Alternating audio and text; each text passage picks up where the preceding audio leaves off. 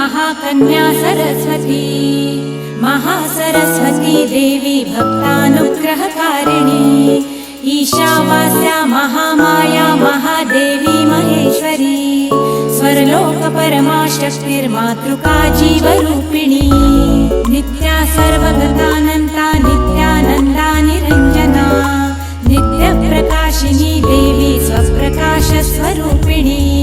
त्रिपुरा भैरवी विद्या हंसा वागेश्वरी शिवा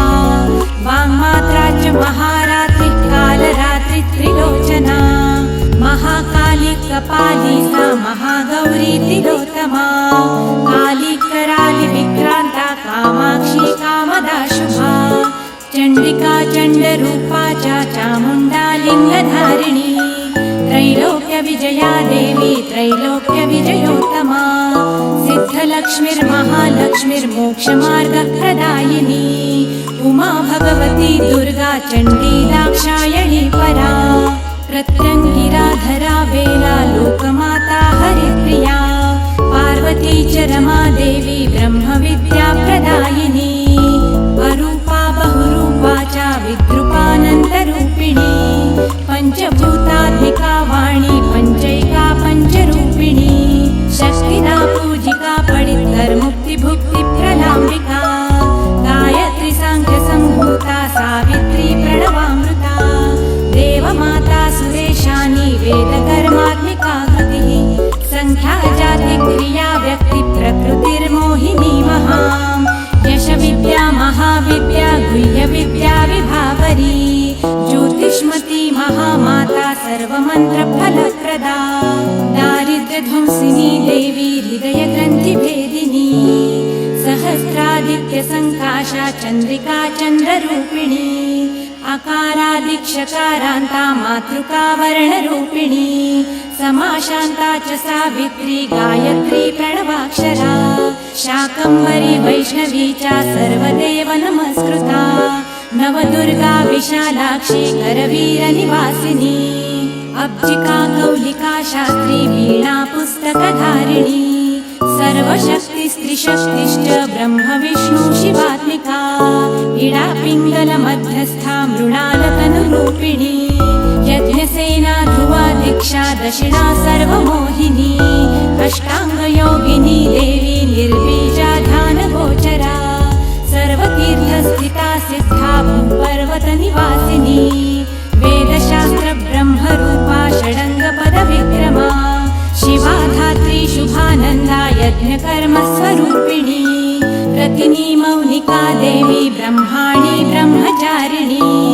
एकाक्षरपरा तारा तारका भयभञ्जनी ऋतंभरा निराधारा निराकाराधिकाक्षरा राका कुहरमावस्या पौर्णमासी महाधृतिः सिनिवाली विशालाक्षी रक्षोज्ञी पुष्टिकारिणी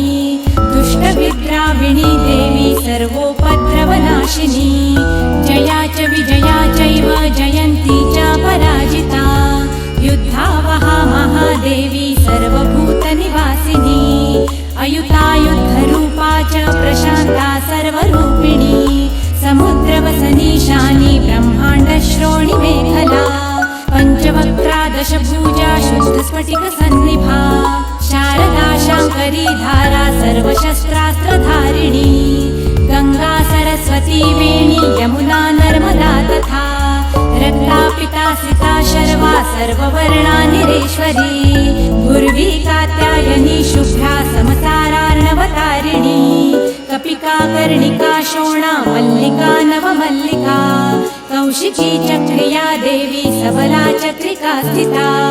सर्वभक्त्यात्मिका पडित्तर्वी भक्तिर्विजयात्मिका दिग्वासा नववासा च कर्णिका कमलोद्भवा श्रीसुप्तलक्षणा देवी दुर्गा सुप्तप्रबोधिनी श्रद्धा मेधा धृतिप्रज्ञा धारणा शान्तिरेव च श्रुतिस्मृतिर्धुतिर्धन्यवधिरेष्टा मनस्विनी विभक्ता वैष्णवी माया सर्वमाया प्रभञ्जनी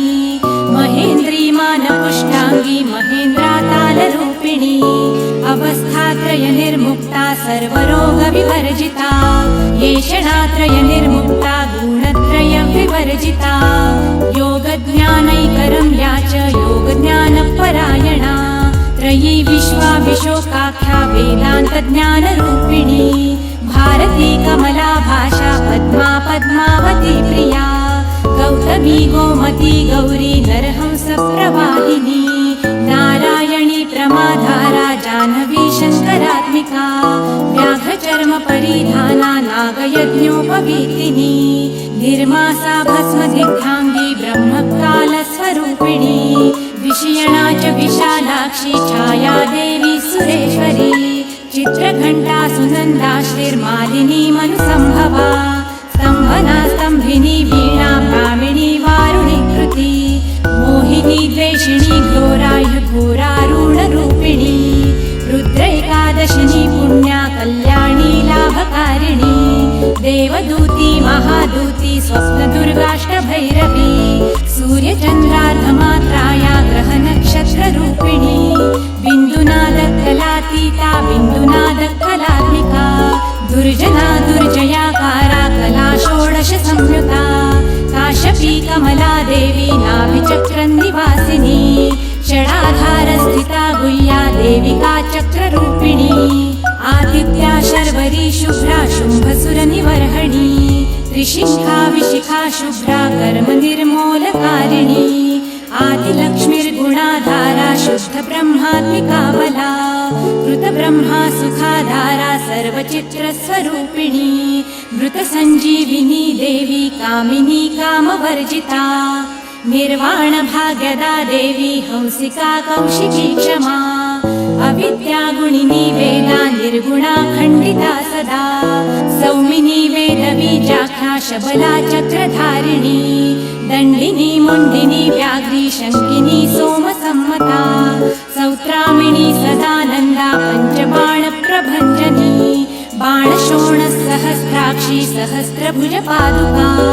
सन्ध्यावली त्रिसन्ध्याख्या ब्रह्माण्डमीति धारिणी राजिकारत्नमाला च कामधेनुर्गुरुक्रमा चिन्तामणि रोषा देवी कर्णिका स्वर्णभूषणा अश्वत्था वारुणी सेना काशिकामप्रभञ्जनी पञ्चप्रणवरूपाध्या कान्ता काम्यक्तरानना मन्त्रब्राह्मण विद्या च नादरूपा हविष्मती अथर्वणा श्रुतिशून्या कल्पनावर्जिता सती सत्यज्ञात्री प्रभा मैत्री प्रकृतिपार्वणा सती अवर्णा पञ्चवर्णा च सुवर्णा भुवनेश्वरी त्रैलोक्यमोहिनी विद्या सर्वधाराक्षरेश्वरी हिरण्यवर्णा हद्मी सर्वोपद्रवनाशिनी कैवल्यपदवी लेखा सूर्यमण्डल संस्थिता सोममण्डल मध्यस्था नक्षत्रं मण्डले स्थिता वायुमण्डल मध्यस्था व्योममण्डल संस्थिता सर्वसिद्धान्त मार्गस्था वर्णावर्ण विवर्जिता शतरुद्रा संहरन्ती सर्वसंहारकारिणी चक्रिका चक्रमार्गस्था चक्रमार्गप्रवर्तिनी कौलिकी वक्रकेशी च यक्षिणी षडिण्डपावनी सुलभा पौरुषी पुष्टि सर्वसत्त्वप्रवर्तिका अर्धनारीश्वरी देवी सर्वविद्याप्रदायिनी पार्वती पौरुषी विद्या सर्वोपनिषदा स्थिता त्रिकालज्ञानदा शान्ता नन्दिनी कमलासना रक्षा शान्तिप्रदा देवी गन्धर्वी गन्धवाहिनी अचिन्त्यलक्षणा गोत्रा नामजात्यादिवर्जिता सप्तमात्रा परिच्छिन्ना कैवल्यज्ञानदीपिका व्योमकेशशिलाधारा पञ्चकोशविलक्षणा पञ्चकोशात्मिका देवी परब्रह्मात्मिका भुषं जराजया जयन्ती च लोकमाता प्रसूतिका वाग्देवी भरणा कान्ता सर्वसामान्य संस्थिता पुष्टाङ्गा च चतुष्षष्ठी गणिका विद्यया चिन्ता कालिन्दी कर्षिणी श्यामा यक्षिणी किन्नरेश्वरी केतकी मल्लिका शोणा वाराही च घराघरा नारसिंही महोग्रास्या भक्तानां मृत्युनाशिनी अन्तर्बहिस्थिता लक्ष्मीर्जरामरणनाशिनी त्र्यम्बका च महामारी सोमसूर्यादिलोचना अदितिर्देवमाता च सुमित्रा च सुयोलिका अष्टप्रकृति विभ्रष्टा विकृतिकृती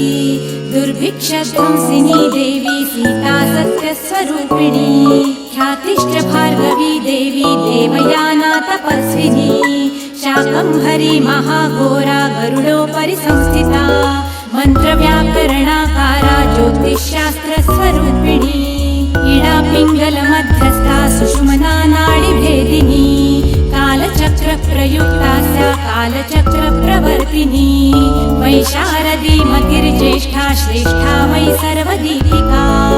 वैनासकी वरारोहा श्रेणी मौली च बर्बरा जृम्भिणी जृम्भिणी जृम्भा गणिका मणिका परा शरभा चन्द्रिका नन्दा सर्वव्याधि प्रभेषजा देवकी देवशङ्काशा वारदी करुणाकरा शाम्भवी सर्वसम्पन्ना सर्वपापप्रभञ्जनी एकमात्रा द्विमात्रा च त्रिमात्रा च तथा परा अर्धमात्रा तथा सूक्ष्मा स्वगम्या च तथा परा एकवीरा विशेषाख्या षड्वर्गाथ मनस्विनी निष्कर्मा निष्कला लोका ध्याना कर्मात्मिका गुणा सुसान्द्रानन्द सन्दोहा व्योमकेशा निरूपिणी गद्यपद्यात्मिका वाणी सर्वलङ्कार संयुता सामवेद पदन्यासा सत्कृता सत्कृता बला षडर्ककर्कशाकारा सर्वतर्क विवर्जिता आदिवर्णा सुवर्णाभा तपःसत्पररूपिणी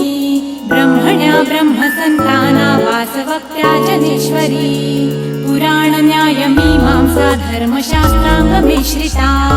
वेदा वेदवती सर्वा हंसविद्याधिदेवता विश्वेश्वरी जगद्धात्री जगन्निर्माणकारिणी नारायणी महादेवी सर्वसत्त्वप्रवर्तिनी हिरण्या बाहुरूपा सा हिरण्यपदसम्भवा कैवल्यपदविपुण्य कैवल्यपदगोचरा ब्रह्मसम्पत्तिरूपा सा हिरण्यपदसम्भवा भरणावरणाधारा सर्वलोकप्रवर्तिका एकाक्षरपरायुक्ता सर्वदोषप्रभञ्जनी पाशाङ्गकुशधरा देवी वेणीवादाक्षसूत्रिका कपालिनी महादंष्ट्रा भ्रुकुटीकुटिलानना एकमूर्तिस्त्रयी धारा मधुकैटभभञ्जनी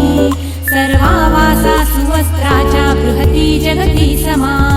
छन्दस्त्रिष्टुप्रतिष्ठा च कल्याणी रक्षणात्मिका चक्षुष्मती महाघोरा खड्गचर्मधरासिनी छन्दस्त्रिष्टुप्रतिष्ठाङ्का कलमाशि करुणात्मिका शिल्पविद्याश्रया देवी सर्वतो भद्रकारिणी अचिन्त्यलक्षणा सिद्धा सूत्रभाषनितम्बिनी सर्वविद्यार्थसम्पत्ति सर्वशास्त्रार्थमातृका अकरादिक्षकारान्ता मातृका च लिपिक्रिया स्वाहा स्वधा स्वरूपा च स्तोत्राक्षरविभूषिता त्रयीविद्या सदानन्दा त्रयीविद्या सदाशिवा सर्वज्ञा सर्वसाक्षी च प्रसन्ना च चराचर अणिमादि गुणोपेता पराकाष्ठा परागतिम् हंसयुक्त विमानस्था हंसारूढा शशिप्रभा भावना वासना विद्धि प्रकृति कमलामला तन्त्रि विचित्राङ्गी व्योमगङ्गा बलिप्रिया वारुणी वरुणावेशारुह्यजुह्वामरूपिणी महानन्द नदी पुण्य गङ्गा पुण्याङ्गनाश्रया समाधिर्वारणा ध्येया श्रोतव्या श्रोत्रिया घृणिः रामप्रिया महादेवी सुस्वसद्रा भृजारुणा निपातारुन्धती जङ्घ्या सर्वमाता विशेषणी आसिना च शयाना च तिष्ठन्ती धावतीति च लक्ष्मीर्लक्ष्मीरूपा च स्वरूपा गणिकाकृतिः एकरूपा तपोरूपा स्वरूपा च तथा कृतिः स्वराकारा निराकारा श्रीयुक्ता च विशेषतः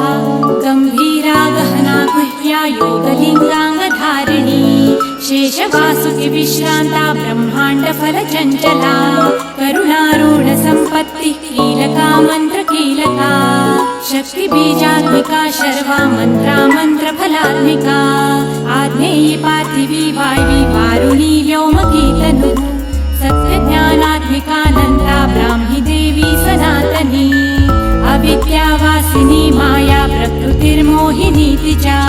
शक्तिराधार शक्तिश्च चित्शक्तिष्ठातिशक्तिका वक्रारौद्री महामारी मारी जमानरूपिणी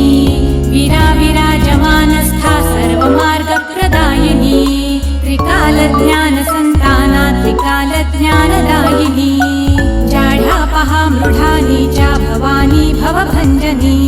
नानाज्ञप्तिस्मृतितज्ञा धात्री देवी त्रिलोचना परचित्तविधानज्ञा विशेषगुणसंशया हिरण्यकेशिनी देवी ब्रह्मसूत्रविचक्षणा एकादयकपर्यन्ता वर्णमात्रात्मिका परा मधुयज्ञा मधुमती मधुनासा मधुप्रिया माध्वीदेवी महाभागा स्निग्धांगी च तरस्विनी ब्रह्म विष्णु शिवध्येया ध्यातव्या च विशेषतः नाभौ अग्निशिखाकारा ललाटी चन्द्रसन्निभा भ्रूमध्ये भास्कराकारा मुण्डकण्ठस्सधिस्थिता कृत्तिकाद्यूढसंस्थाना काशिकामात्मिकात्मिका विद्यात्मिका देवी पञ्चभूतात्मिकाक्षया सर्वमन्त्राक्षरा बीजा सर्वकामप्रदायिनी ब्रह्माण्डगर्भिणी देवी सप्तावर्णमातृका वराजपुरुषा भद्रा कुमारी कुशलात्मिका अचला विचला देवी शिवदोती शिवात्मिका हिमविन्ध्याद्रिसंस्थाना कावेरी रश्मिसंमितः योगनिद्रा महानिद्रा वनिताराधिताश्रिया वासुर्पणाभिदारम्भा सर्वकामार्थदायिनी अजपाना मया विद्या महालक्ष्मी सरस्वती प्रसादैकाक्षरा देवी जीवन्ती जीवमातृका आसुरी राक्षसी देवी कल्याणी कल्पनाकृतिः पञ्चसामात्मिका देवी सप्तसामात्मिका तथा उद्गितोपासना रूपा पञ्चाग्निविधसाकृतिः प्रेकाग्निचिद्धना चापि सर्वविज्ञेश्वरी तथा भक्तिलभ्या महादेवी ज्ञानेनापि विशेषतः सर्वरक्षा महामाया ऋषिदेव नमस्कृता अष्टाष्टक महारूपा प्रत्यक्षाति प्रमातृका वेदशास्त्रप्रभातीता मिथ्या प्रपञ्चवादिनी सत्यप्रपञ्चवादाख्या विशोकाशोकनाशिनी भौतिका भूतसूक्ष्माध्यायादिभूतादिदेवता अधिलोकादिपञ्चाख्या पञ्चाख्या पञ्चसंहिता उत्ग्राहिनी कला वेद्या चेतना चित्तरञ्जनी एकसंख्या परार्धान्ता संख्या संख्येयरूपिणी समुद्रव्यो मध्यस्था व्योमबुद्धि समाश्रिता वीणा सरस्वती देवी वैष्णवी विष्णुसम्भवा वलितयः समायुक्ता भारती भरताश्रया षड्ब्रह्मात्मिका देवी ज्ञानब्रह्म परात्मिका कालिकेयी महारावा महोदधिजलाश्रया वडवाग्नि मुखा देवी योगिनी योगदायिनी महाभूता महामाया महाविद्या प्रदायिनी पंचभूत महाग्रासा पंचभूताधिदेवता सर्वप्रमाण संपत्ति सर्वापद निवारिणी ब्रह्मांड बहिरंतस्था वर्णमात्राधिदेवता महामाता महाभोक्त्री मंगला च समाश्रया आर्या शिवकरा देवी प्रवरा परहेतुकी हेतुकी हेतुमाला चात्रिशिखा पंचलोचना सर्वांग समदाचारा मन्युहास्य परंपरा